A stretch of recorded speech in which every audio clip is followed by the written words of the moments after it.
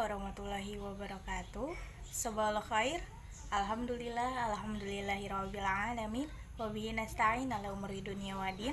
Wassalatu wassalamu ala asrofil anbiya'i wal mursalin wa ala alihi washabihi ajmain amma ba'du. Halo, kaifa halukum? Apa kabar kalian hari ini? Baik, pada video kali ini saya akan sedikit menjelaskan materi tentang iltifat dari mata kuliah Ilmu Ma'ani. Berikut ini adalah penjelasannya. Bismillahirrahmanirrahim. Baik, di sini saya akan menjelaskan tentang iltifat wa anwa'ahu, yaitu pengertian iltifat dan macam-macamnya. Pengertian iltifat di sini secara etimologi, iltifat adalah bentuk masdar dari kata tufata, mengikuti wazan fata'ala dengan tambahan hamzah dan ta. Kata dasarnya itu lafata. Secara etimologis, kata lafata memiliki arti sorfu, yaitu perubahan. Sedangkan secara terminologi, menurut Al-Hashimi bahwa iltifat adalah perpindahan dari semua domir, mutakalim, muhotob, atau goib kepada domir lain. Karena tuntunan dan keserasian yang lahir melalui pertimbangan dalam mengunggah perpindahan itu untuk menghiasi percakapan dan mewarnai seruan agar tidak jemu dengan satu keadaan dan sebagai dorongan untuk lebih memperhatikan, karena dalam setiap yang baru itu adalah kenyamanan, sedangkan sebagian iltifat memiliki kelembutan, pemiliknya adalah rasa bahasa yang sehat. Dan ada juga menurut kitab Jaharul Makanun bahwa iltifat merupakan perpindahan ibarat atau ungkapan dari sebagian jalan yang ketiga, takalum, khitab, goib, ke jalan lainnya, seperti perpindahan dari bentuk takalum ke bentuk goib atau khitab, atau sebaliknya dari bentuk goib ke bentuk takalum atau khitab, atau dari bentuk khitab ke bentuk goib atau takalum. Selanjutnya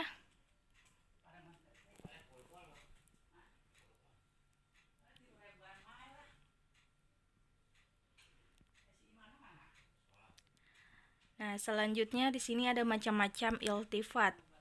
Yang pertama, iltifat al-domir, mencakupi dari mutakalim ke muhotob.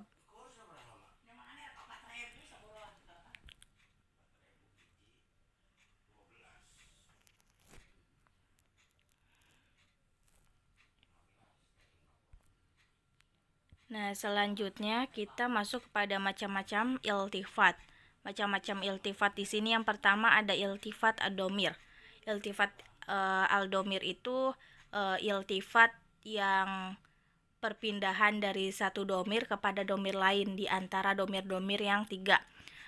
Yang pertama ada dari mutakalim ke muhotob.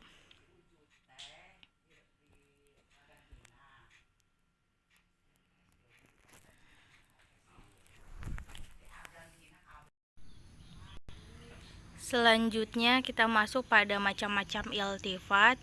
Macam-macam iltifat di sini yang pertama ada iltifat al-domir. Yang dimaksud dengan iltifat al-domir adalah perpindahan dari satu domir kepada domir lain di antara domir-domir yang tiga, mutakalim, muhotob, dan goib.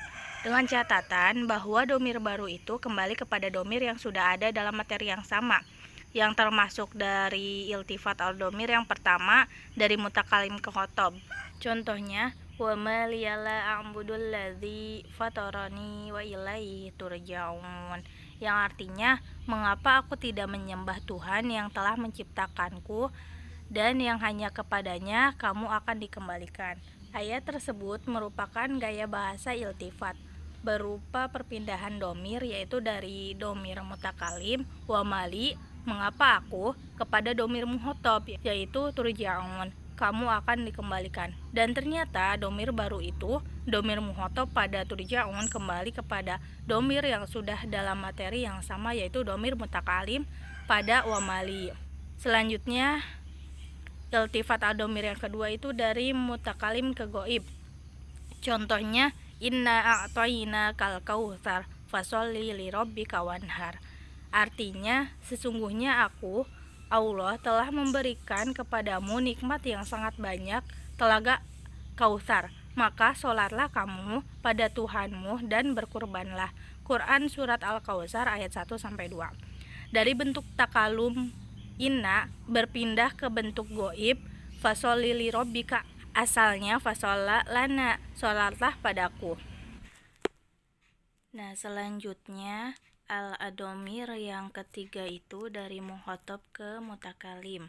Contohnya toha buka kolbu fil hisani torubu bu ayyida syabab asyrohani masyibu yukallifani layla wa qad syatta waliyuha wa arad iwadin bainana wa khutubu, yang artinya telah merusak dirimu hatimu yang sangat ingin mendapatkan wanita cantik, padahal setelah masa muda adalah masa tua.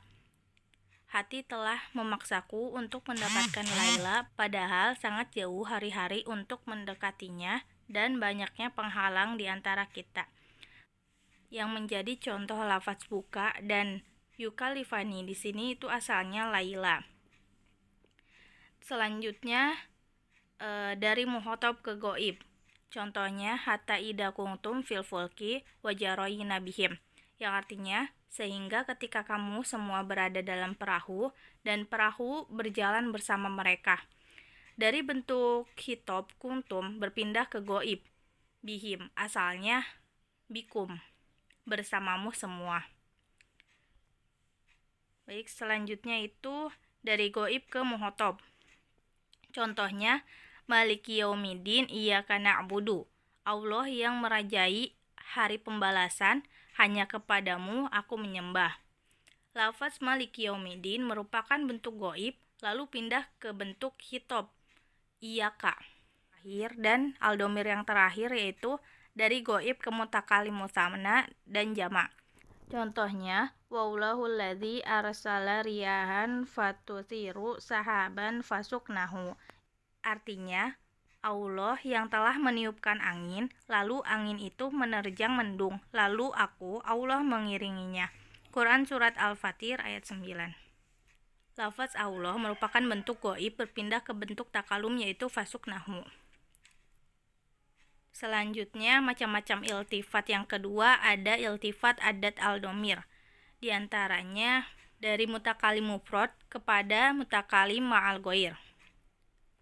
Contohnya afahasibal ladzina kafaru ayattakhidu ibadi min duni awliya inna a'tadna jahannama lil kafirina nuzula, yang artinya maka apakah orang-orang kafir menyangka bahwa mereka dapat mengambil hamba-hambaku menjadi penolong selain aku? Sesungguhnya kami telah menyediakan neraka jahanam tempat tinggal bagi orang-orang kafir. Quran Surat Al-Kahfi ayat 102. Ayat tersebut menggunakan gaya bahasa udul yang berpola kepada iltifat. Perpindahannya terjadi pada bilangan domir berupa perpindahan dari mutakalim mufrad, personal tunggal, ibadi, hamba-hambaku, kepada mutakalim jama, inna, sesungguhnya kami. Dan domir mutakalim jama pada inna kembali kepada domir yang sudah ada dalam materi yang sama yaitu domir mutakalim mufrad pada ibadi. Yang kedua dari mutakalim ma'al ghair kepada mutakalim mufrad. Contohnya qul nahbitu minha jami'a fa imma ya'tiyannakum minni hudan, yang artinya kami berfirman turunlah kamu semua dari surga itu, kemudian jika datang petunjukku kepadamu. Quran Surat Al-Baqarah ayat 38. Ayat tersebut menggunakan gaya bahasa udul yang berpola kepada iltifat. Perpindahannya terjadi pada bilangan domir berupa perpindahan dari mutakalim jama, kulna, kami berfirman, kepada mutakalim mufrad minni, hudan, petunjukku. Dan domir mutakalim mufrad jama pada minni hudan kembali kepada domir yang sudah ada dalam materi yang sama yaitu domir mutakalim jama pada kulna. Nah, adapun macam-macam iltifat yang terakhir itu ada iltifat anwa al-jumlah. Yang dimaksud dengan iltifat anwa al-jumlah yaitu perpindahan dari satu jumlah kalimat kepada jumlah lain di antara macam-macam jumlah yang ada, dengan catatan bahwa materi pada jumlah baru itu kembali kepada jumlah yang sudah ada.